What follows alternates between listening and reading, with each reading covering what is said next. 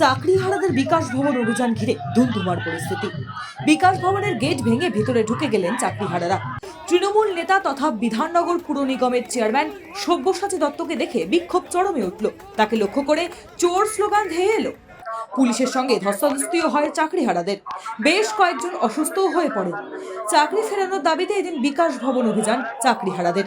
নিয়োগ দুর্নীতি মামলায় সুপ্রিম কোর্টের নির্দেশে চাকরি চলে গিয়েছে প্রায় 25,000 শিক্ষক, শিক্ষিকা ও শিক্ষাকর্মীর।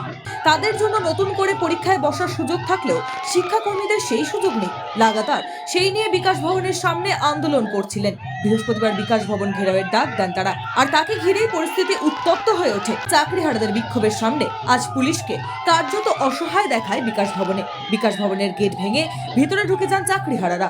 পুলিশ বাধা দিতে গেলে ধস্তাধস্তিও বাধে। ধাক্কাধাক্কিতে চাকরিহারাদের মধ্যে কয়েকজন অসুস্থ হয়ে পড়েন। তবে রাজ্যের প্রশাসনিক ভবন বিকাশ ভবন আজ কার্যত দখল করে নেন চাকরিহারারা। তারা সাফ জানিয়ে দিয়েছেন, নতুন করে পরীক্ষায় বসবেন না। রাজ্য সরকারের জন্য চাকরি গিয়েছে, রাজ্যকেই চাকরি ফিরিয়ে দিতে হবে। Bureau report, sky news Bangla.